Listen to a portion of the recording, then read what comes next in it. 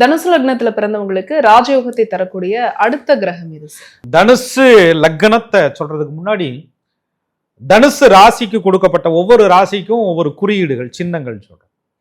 அதுல தனுசுக்கு கொடுக்கப்பட்டது வில் அம்பு.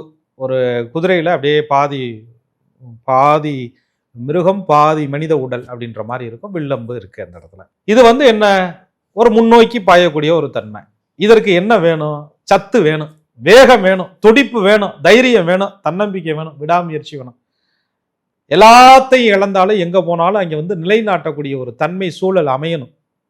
அங்க பூர்வ புண்ணியத்தின் பலனா சில தொடர்புகள் நிர்ணயிக்கப்பட்ட விஷயங்கள் ஏற்கனவே அவங்களுக்கு கிடைக்கணும், மாற்றங்கள் அமையணும். அப்படின்னு சொன்னா அந்த லக்னத்தில் பிறந்தவர்களுக்கு அந்த பூர்வ ஜென்ம புண்ணியாதிபதி இதெல்லாம் புண்ணியம் பண்ணீங்க, அதனால இந்த மாதிரி பிறந்தீங்க, இதெல்லாம் புண்ணியம் பண்ணீங்க, அதனால இந்த நல்லோர்களுடைய நட்பு கிடைக்குது, இதெல்லாம் புண்ணியம் பண்ணீங்க, இவங்களுக்கும் உங்களுக்கும் ஏற்கனவே பூர்வ ஜென்ம பந்தம் இருக்கு, ஏதோ ஒரு விஷயம் நடந்துட்டு இருக்கு, இதெல்லாம் புண்ணியம் பண்ணீங்க, இவங்க உங்களுக்கு அடைக்கலம் கொடுக்குறாங்க, இதெல்லாம் புண்ணியம் பண்ணியிருக்கிறீங்க, அவங்க ஏதோ உங்க மேல கருணை காட்டுறாங்க, இதெல்லாம் நடக்கணும். இதெல்லாம் வெளியூர் போகும்போது நிறைய பேர் அனுபவிச்சிருப்பாங்க.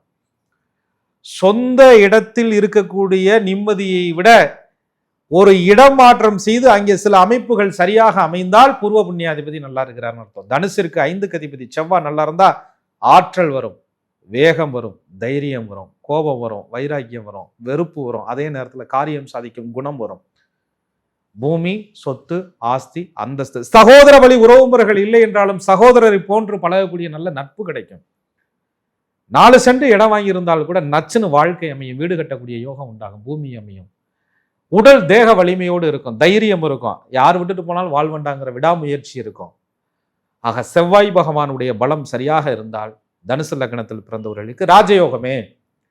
அதுல ஜோதிட நுணுக்கத்துல சொல்றாங்க.